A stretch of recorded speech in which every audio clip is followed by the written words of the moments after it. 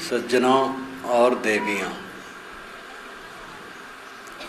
देखो अभी आपने भजन में सुना कि छुट जई हैं धन धाम।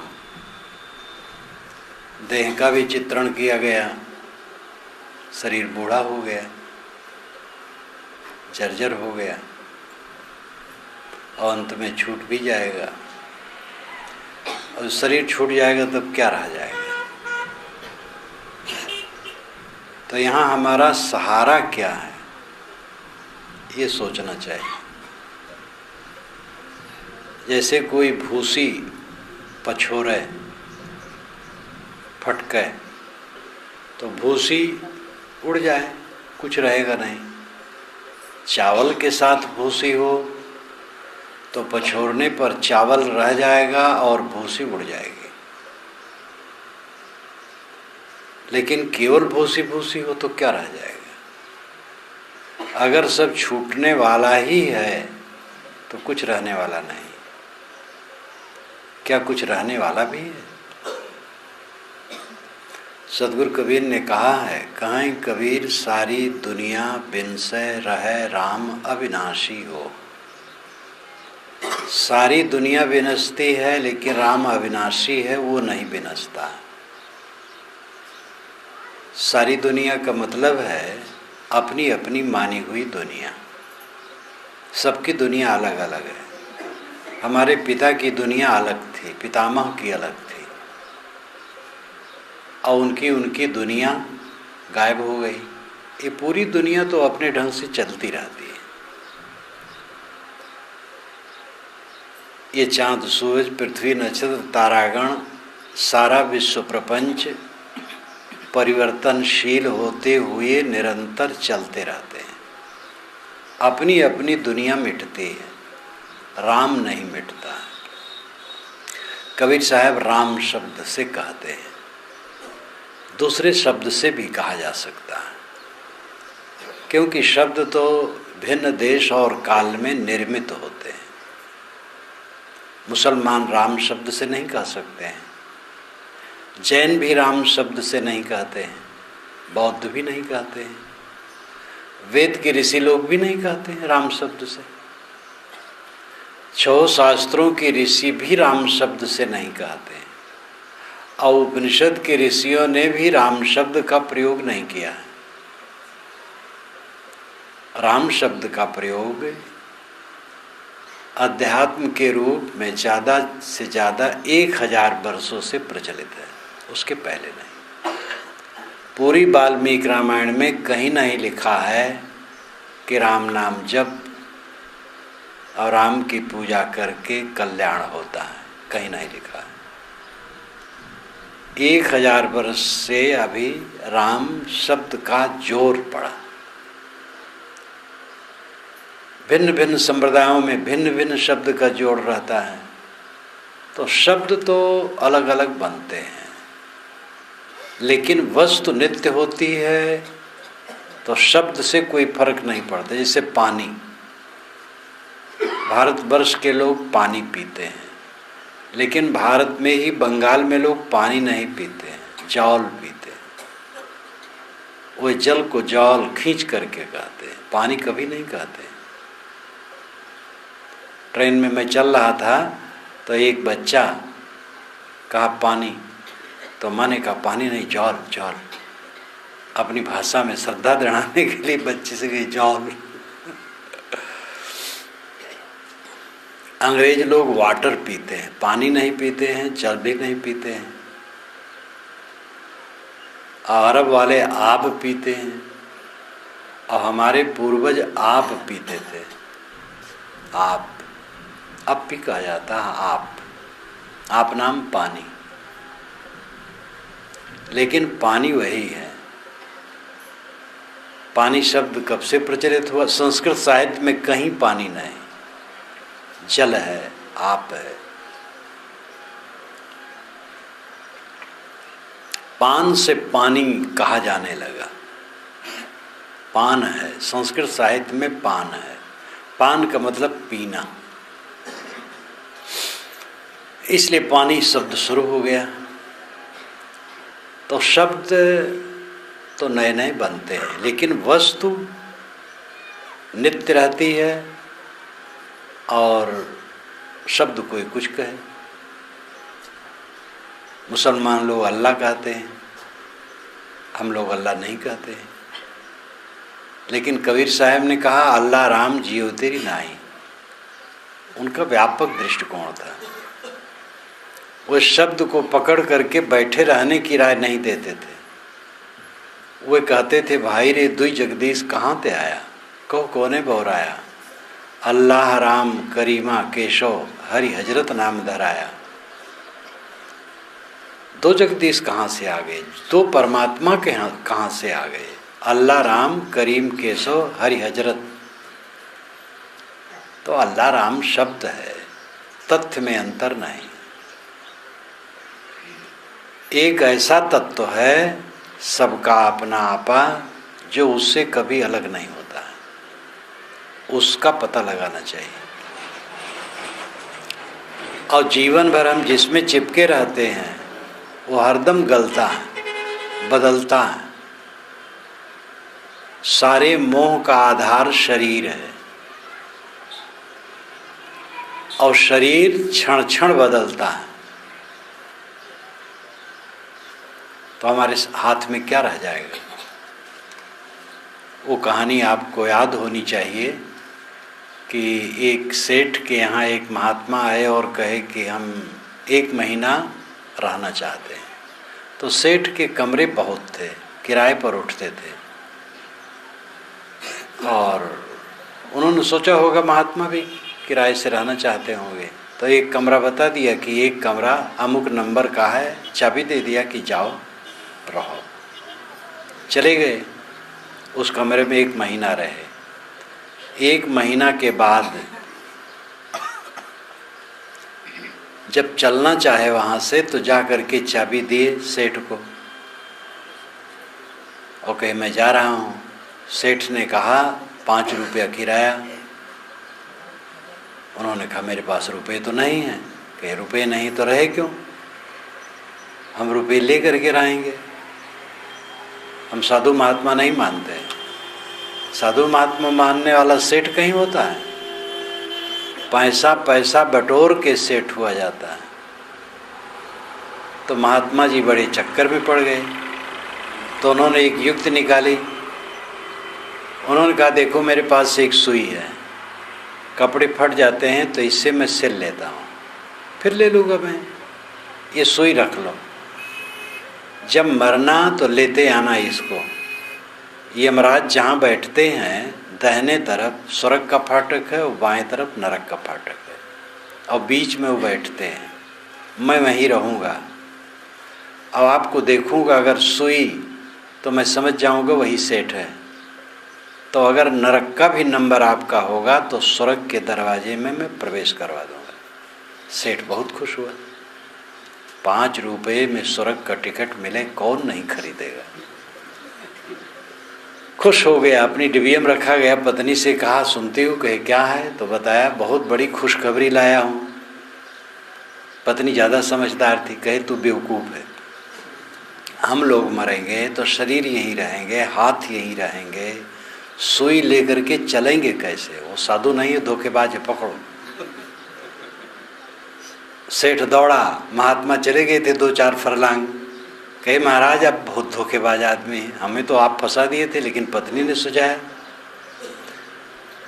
जब हाथ यहीं रहेंगे मरने के बाद तो सुई कैसे लेके आएंगे? तो महात्मा ने कहा सुई नहीं ला सकोगे और 5 रुपये के लिए हमें परेशान करते हो, ये सारी संपत्ति लाओगे? तब उसको लगा कि बात तो सच है। उसके दिमाग में परिवर्तन आ गया। एक कौंध जैसी हो गई दिमाग में, सब तो छूट जाने वाला है। तो महात्मा को उसने राह खर्च भी दिया, अवा करके घर को धर्मशाला घोषित कर दिया, किराया लेना बंद कर दिया, कोई भी रहे आवे जाए। हमारे साथ कुछ चलने वाला नहीं है। इसके लिए ज़्यादा गवाही, साक्षी और प्रमाण की जरूरत नहीं है। जो जो आए उठ उठ के चले गए। यद्वते क्वा गता मथुरापुरी, रघुपते क्वा गतोत्तर कौशला, इत विचिंत मनः कुरुषु स्थिरम न स्थितम जगत इत्येव धारे।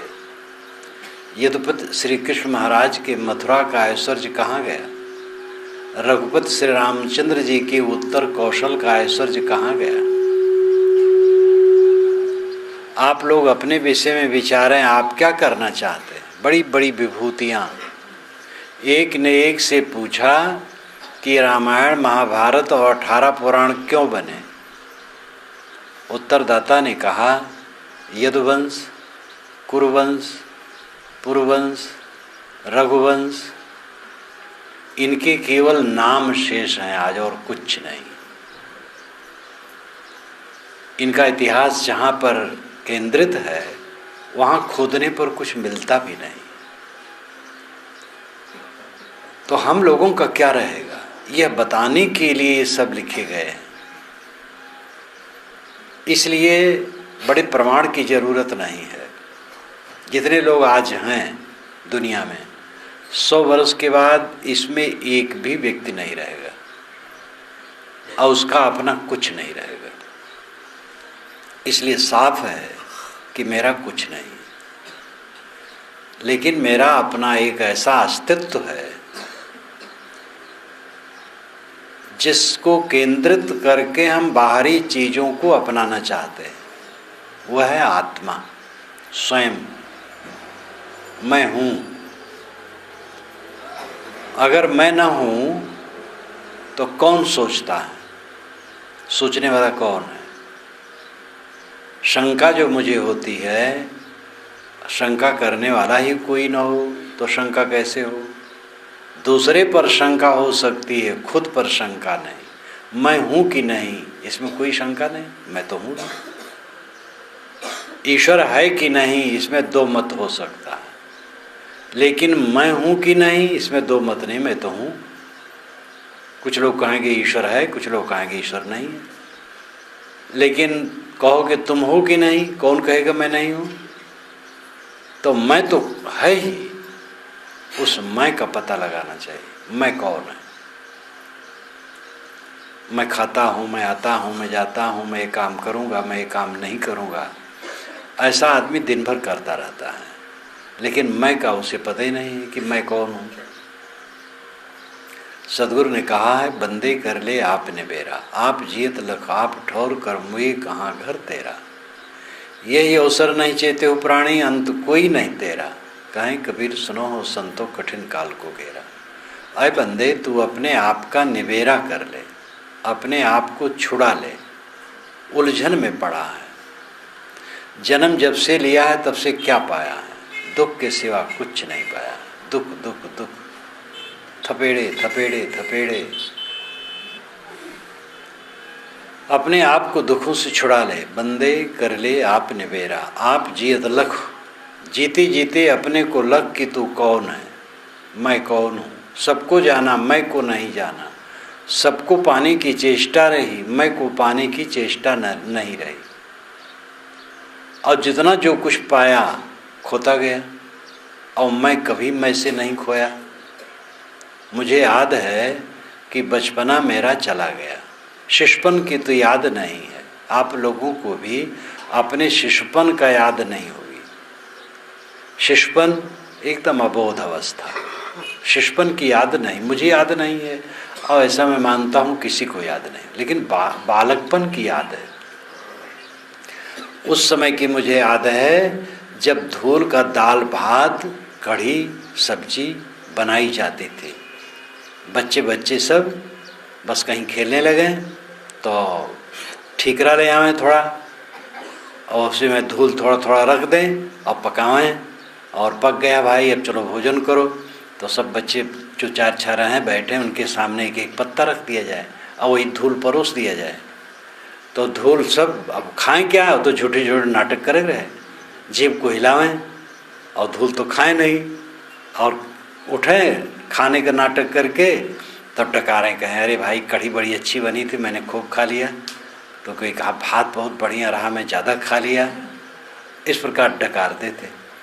यहाँ भी बच्चे खेलते होंगे इस ढंग से। और ये मुझे याद है कि ऐसा मैं करता था। एक बार की तो याद है, इतने टाइम होगा, घर के कोने में हम सब खेल रहे थे, तो शाम को बच्चों को भूख लगती ही है, रात के पहले अभी इतने टाइम। तो मैं गया और माता से कहा, माता जी मुझे भोजन दे दो, भूख लगी। तो उन्होंने कहा, अभी तुम खा करके डकारते थे कि कढ़ी बड़ी अच्छी बनी और तुम भूख कैसे लग गई? तो मैंने कहा वो तो झूठे था, मैं भी जानता था कि झूठे था। इसकी मुझे याद है। अब क्या मेरी उम्र होगी ये पता नहीं, तो बालकपन था। और मेरा बालकपन नहीं रहा, फिर तो और ऊपर उम्र उठी, वो तो जानता ही। तरुणाई आई, वो चली गई। परिपक्व अवस्था आई, वो भी चली गई। अब तो जो मिलते हैं उनकी शिकायत ये है कि आप तो दुबले हो गए हैं। अभी हमारे सज्जन नया पारा से आए, दोनों प्राणी बैठे हैं यहाँ। कैसा आप दुबले हो गए? हम कहे तो ये शरीर बुढ़ाएगा तो ये और मोटाना चाहते हो क्या? शरीर में अभी रोग नहीं है, निरोग है और ठीक है सब, लेकिन ये दुबला तो होगा ही। और बड़ा मुश्किल यह है कि सब बुढ़ाते हैं, लेकिन अपना बुढ़ापा किसी को नहीं दिखाई देता है। दूसरे सब कहते हैं कि अरे आप तो ज़्यादा बूढ़े हो, आपके बाल पक गए, और उनके भी बाल पक रहे हैं। तो दूसरे सब देखते हैं, अपने की एहसास नहीं होता है। सब भागा जा रहा है, लेकिन मैं से मैं कभी अलग नहीं हुआ। बालकपन के जो खेलने की घटना है वो याद है, मैं हूँ। तरुणाई की, जवानी की, परिपक्व अवस्था की जो घटनाएं हैं याद हैं, और मुझे याद है, लेकिन वो चीज़ें नहीं हैं। कई वर्षों के बाद जब पीछे कुछ वर्ष हुए, भानुमती ने कार्यक्रम इनके गांव वालों ने सब ने करवाया, जब गया तो वहाँ की गलियाँ मुझे बदली हुई दिखाई दी। पहले जब जाता था बड़ा अंतर दिखाई दिया। जहाँ मैं 20 वर्ष के बाद जाता हूँ वहाँ तो देखता हूँ कि घोर परिवर्तन हो गया। आप लोगों को भी ऐसा लगेगा, सब बिगड़ता है, बदलता है, लेकिन मैं तो वही हूँ जो जानने वाला है। चेतन आत्मा वो स्थिर तत्व है, आत्मा स्थिर है, उसी को जीव कहते हैं। सादी भाषा में उसको जीव कहते हैं, और भारी भरकम भाषा चेतन, आत्मा, ईश्वर, परमात्मा, ब्रह्म, खुदा, गॉड, सब आत्मा ही के पर्यायवाची है। उस आत्मा को पहचानना चाहिए। संतों ने इसी पर जोर दिया है। हमारे भारतवर्ष में ज्ञान की जब विशेष धारा पैदा हुई तो ऋषियों ने इसी पर जोर दिया। वेदों में तो कर्मकांड बहुत है, प्राकृतिक शक्तियों को देवता मान करके प्रार्थनाएं ज़्यादा हैं, लेकिन वेदों में ये बात आई आत्मा के विषय में। उपनिषदों में तो खूब आई आत्मा को पहचानने की बात। आत्मा वरी द्रष्टव्य, श्रोतव्य, मंतव्य, निदिध्यातस्तव्य। आत्मा ही देखने, सुनने, मनन करने योग्य है, समझने योग्य है। कबीर साहब ने इसी पर जोर डाला। कस्तूरी कुंडल बसे मृग ढूंढे बन माय, तैसे घट घट राम है दुनिया जानत ना है। कुछ मृग होते हैं जिनकी नाभि में कस्तूरी होती है, सब मृगों में नहीं होती है, और ये काल्पनिक नहीं है, कस्तूरी होती है, नाभि में उसकी कस्तूरी होती है, बड़ी तीव्र सुगंध उसमें होती है। तो उसको सुगंधी वहीं से आती है, लेकिन वो समझ नहीं पाता है कि कहाँ से आती है। तो जीवन भर खोजता रह जाता है। जान जाए कि मेरी नाभि में कस्तूरी है, वहीं से सुगंधी आती है, तो खोजना बंद हो जाए, सुगंधी तो आ ही रही है। इसी प्रकार हमें परमात्मा की सुगंधी सब समय आती है, लेकिन हम समझ नहीं पाते हैं वो मेरी नाभि में है, मेरी आत्मा में है। परमात्मा की सुगंधी क्या है? अनंत सुख की इच्छा। ऐसा सुख चाहते हैं जो सुख खत्म न हो, और भोगों में भी वही कल्पना करते हैं। जब खाने बैठते हैं और स्वादिली चीज़ मिल जाए तो मन होता है ऐसे खाते रहें। कब तक खाते रहोगे? पेट तो भर जाएगा, और ज़्यादा खाओगे रोगी होगे। लेकिन मन नहीं मानता है। जिस भोग में लगे तो मन होता है। सिनेमा हॉल में कितने लोग जाते हैं तो एक शो देखने के बाद दोबारा फिर टिकट लेके बैठ जाते हैं। वही देखे हैं लेकिन देखने में मन नहीं भरता। देखते जाते हैं, देखते जाते हैं, मन तृप्त नहीं होता है, और तृप्त होगा नहीं। मृग तृष्णा से कहीं तृप्त होता है कोई? मृग के विषय में दूसरी भी कहानी है। जेठ की धूप की लहरियों में मृग को पानी का आभास होता है। जेठ की धूप की लहरियां चलती हैं दोपहर में तो मालूम होता पानी बह रहा है। हम लोगों को भी, मनुष्य को भी लगता है पानी बह रहा है, और मृग तो और भ्रम में पड़ जाता है और दौड़ता है पीने के लिए। वो कहाँ पानी मिले? संसार के भोगों की दशा यही मृग तृष्णा की तरह है। कहीं तृप्ति नहीं है संसार में, और अपने को समझ नहीं पाता है। परमात्मा की सुगंधी क्या है? अनंत सुख की इच्छा। हमारा सुख अनंत हो, दुनिया भर का भोग हमारे लिए ही मिले, सब हमारे गुलाम रहे, पूरा संसार हमारे अधीन रहे। लेकिन ये होने वाला नहीं है। अपने को अधीन कर ले अपने, बस सब गुलाम हो गया। जो अपने को वश में कर ले सारा संसार उसके वश में है। ये सरल काम है। तो अपने को न समझ पाता है और न अपने पर सोने का प्रयास करता है। बाहरी चीज़ों पर अधिकार जमाने की चेष्टा करता है, और जीवन बीतता चला जाता है, वो अधिकार होता नहीं है, होगा नहीं। जो बहुत निकट का है अपना माना हुआ शरीर, वही अपने वश में नहीं है, निरंतर गल रहा है। शरीर पर हमारा अधिकार संयम की दृष्टि से है, परिवर्तन की दृष्टि से नहीं। हम चाहें तो अपने मन पर संयम रखें, गलत न सोचें। वाणी पर संयम रखें, गलत न बोलें, कट न बोलें, असत्य न बोलें, अश्लील न बोलें, मीठा बोलें, सत्य बोलें, विनम्र होकर बोलें। ये हमारे अधिकार में है। इंद्रियां हमारे अधिकार में हैं, उनको गलत मार्ग में न जाने दें, बुरी नज़र कहीं न करें, और कोई भी गलत काम न करें, कोई नशा का सेवन न करें। क्या तम्बाकू आपके मुंह में खुद चला जाएगा?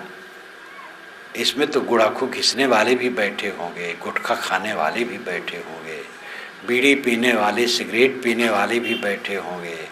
मेरा उनसे निवेदन है, क्या वह उठ करके उनके मुंह में चले जाते हैं? वही स्वयं ग्रहण करते हैं। न ग्रहण करें वो कैसे चले जाएंगे? माना कि उनकी आदत होने से उनको परेशानी होगी, वो परेशानी थोड़ी सह लें तो थोड़े दिन में वो परेशानी मिट जाएगी और जीवन भर के लिए सुखी हो जाएंगे। लेकिन वो थोड़ी परेशानी नहीं सहना चाहते हैं, जीवन भर परेशानी सहना चाहते हैं। संयम की परेशानी में परेशानी नहीं है, सुख है। और खाते खाते बीड़ी सिगरेट पान तम्बाकू खाते पीते परेशान भी रहोगे और सब प्रकार का नुकसान है। तो आपके ऊपर कोई जबरदस्ती माया नहीं चढ़ सकती है। ये भी लोग कहते हैं कि भगवान की माया बड़ी प्रबल है, उस सिर पर कूद पड़ती है। एक सज्जन से मैंने कहा, भाई सत्संग में आना। कहे महाराज क्या करूं, भगवान की माया इतनी प्रबल है, उसने ऐसा जंजाल डाल दिया है कि फुर्सत नहीं है। तो मैंने कहा तो भगवान से दूर भागो, नहीं तो और आपको रगड़ डालेगा। तो हंसने लगे। भला भगवान आपके ऊपर माया डालेगा? माया कहते छल कपट को। जो किसी के ऊपर छल कपट का काम करे वो सज्जन नहीं होता है। तो भगवान कैसे होगा? भगवान के पास माया नहीं। माया तो आदमी जो मोह में पड़ता है उसी को माया कहते हैं। जहाँ जहाँ मोह है वहीं वहीं माया है। बीड़ी पीते हैं तो बीड़ी उनके लिए माया हो गई, जो नहीं पीता उसके लिए माया नहीं है। आधी जली बीड़ी भी लोग सड़क से उठा लेते हैं क्योंकि पीने का लाभ मिल जाएगा, और जो नहीं पीता उसके पास बंडल बंडल रख दो, उसको कोई आकर्षण नहीं होगा। तो माया तो मन का मोह है, माया बाहर से कोई नहीं डालता। आदमी परमात्मा की सुगंधी से वाकिफ नहीं है, अनुभव तो करता है। कस्तूरी मृग के नाभ में है, सुगंधी उसको वहीं से आती है। ऐसे हमारे अंदर में परमात्मा का वास है और उसकी सुगंधी आ रही है। हम ये चाहते हैं कि पूरे सुखी हो, कभी दुखी ना हो, अनंत सुख चाहते हैं, यही परमात्मा की सुगंधी है। लेकिन उसको हम बाहर खोजते हैं और बाहर कभी किसी को मिलता नहीं। तीर्थों में आप लोगों ने बहुत घूमा होगा, जहाँ गए तहाँ क्या पाए?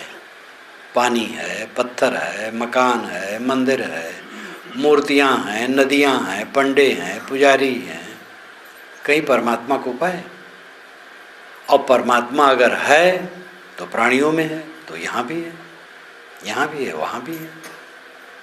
अगर भेंडरी के इस साहू सदन में परमात्मा नहीं मिलेगा तो क्या बद्रीनाथ में मिलेगा? बर्फानी में जाकर के तब मिल जाएगा।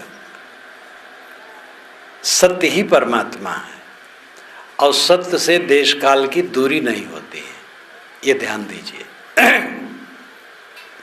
अगर दूसरे देश में कोई चीज मिलती है तो परमात्मा नहीं, सत्य नहीं, और दूसरे काल में वो चीज मिलती है तो भी सत्य नहीं, परमात्मा नहीं। उपनिषद में तो यही कहा गया, उसका नाम सत है।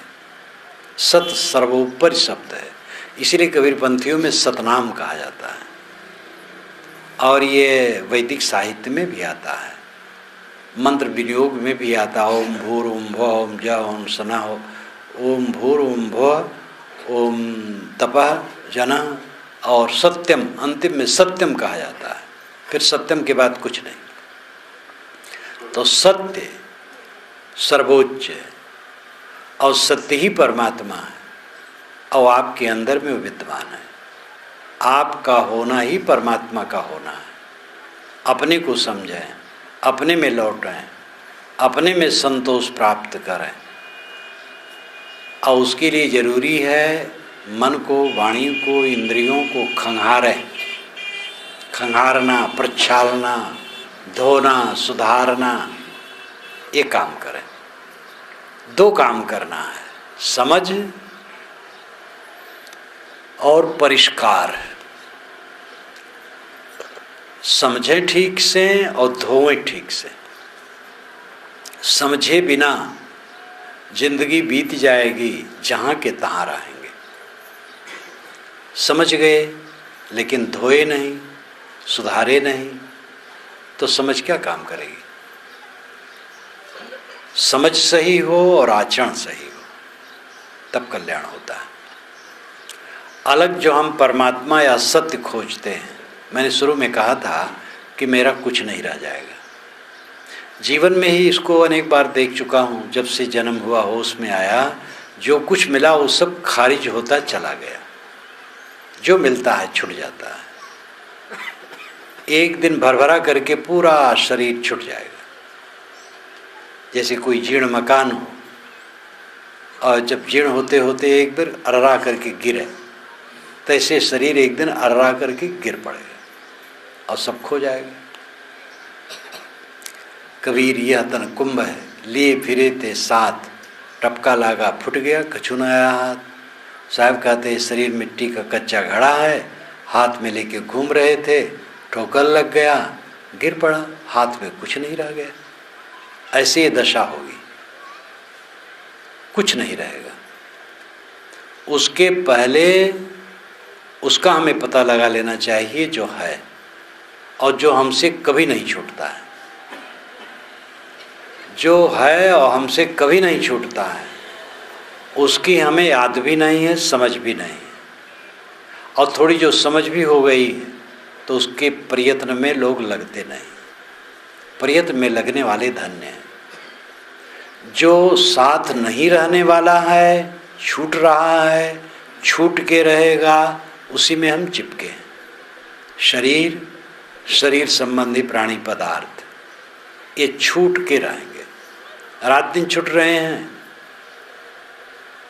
जिन माता पिता से जन्म लिए हुए चले गए, जिन मित्रों के साथ खेले उनमें भी कई नहीं रह गए। जो हैं वे भी मिल नहीं सकते, पता नहीं कहाँ कहाँ। जवानी में जितने लोगों का संपर्क हुआ उनमें से भी बहुत लोग नहीं रह गए। अधेड़ अवस्था में जिनसे संपर्क हुआ उनमें भी कई नहीं रह गए। देखते देखते इस बाजार से सब उठते चले जाते हैं। फिर भी हमारे आंखों पर पट्टी बंधी रहती है, ध्यान नहीं देते हैं। छूटने वाली चीज़ों में हम चिपके हैं, और जो नहीं छूटने वाली चीज़ है उसके लिए बेखौफ। नहीं छूटने वाला क्या है? आपका राम, आपका आत्मा, आपका परमात्मा, आपका होना, आपका अस्तित्व। आपसे आप कभी अलग नहीं हो सकते। इतने लोग अपने घर को छोड़ छोड़ के यहाँ आए हैं, क्या अपने को घर में रख के आए हैं?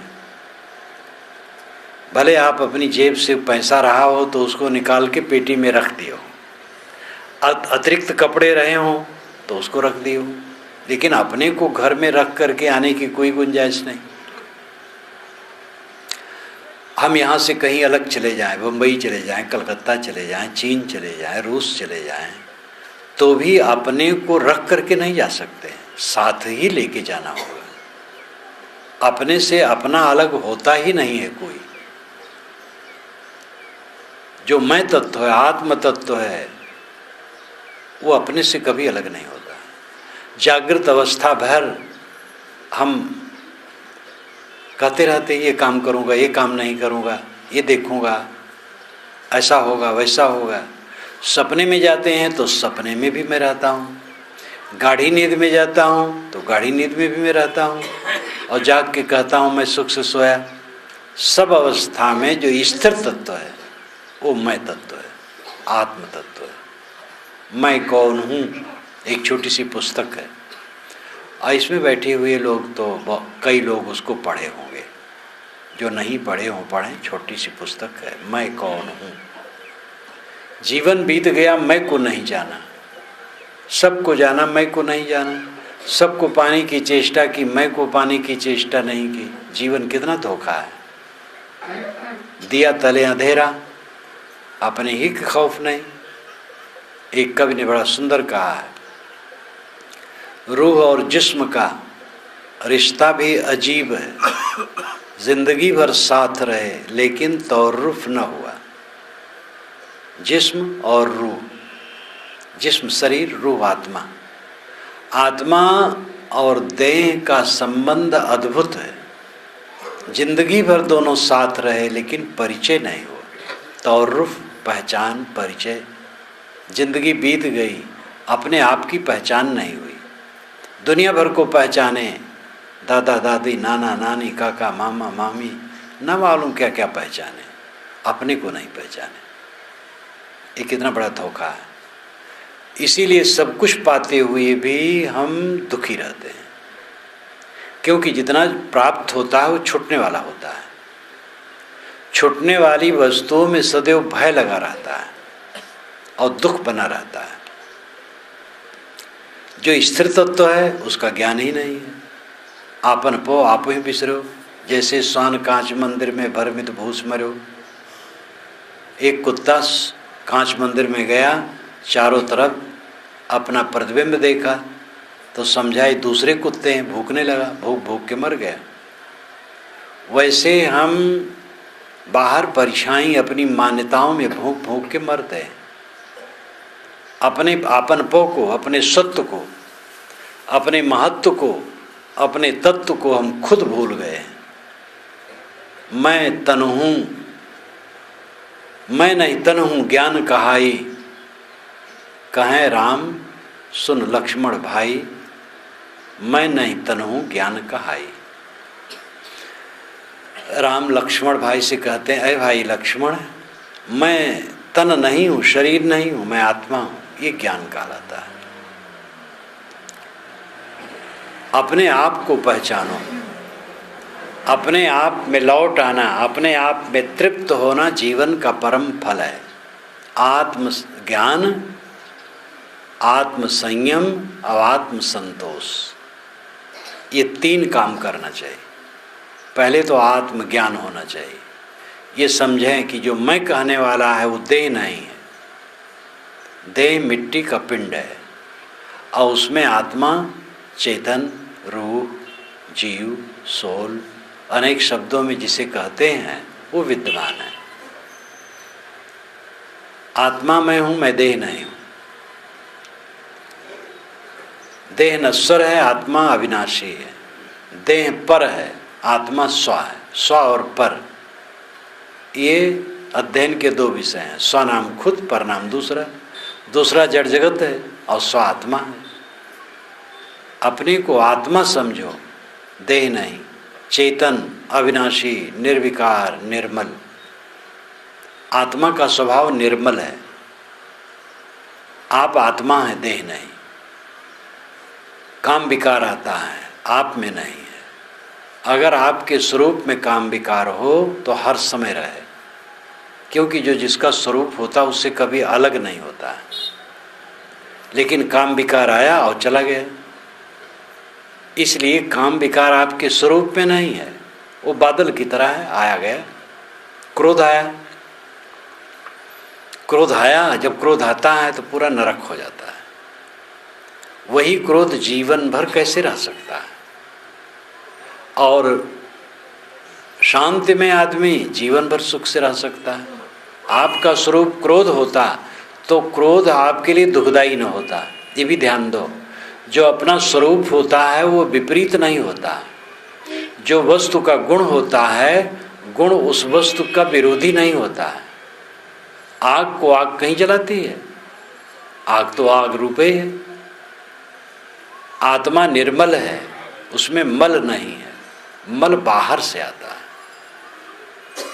इस तत्व को समझो और मल को हटाओ। ये मत समझो आप काम रूप हो। जब काम वासना उठती है, चाहे स्त्री को चाहे पुरुष को, तो समझता है कि अब इसके बिना चलेगा नहीं। पुरुष है तो स्त्री की खोज में और स्त्री है तो पुरुष की खोज में पड़ जाते हैं। लेकिन अभी 10 मिनट के पहले उनके मन में विकार नहीं था तो कोई ज़रूरत नहीं थी, तृप्त थे, संतुष्ट थे। अब खलबली मच गई। ये खलबली अज्ञान से है। अगर इससे आप बचना चाहो तो इस खलबली को हटा दो दिमाग से, बस सुखी।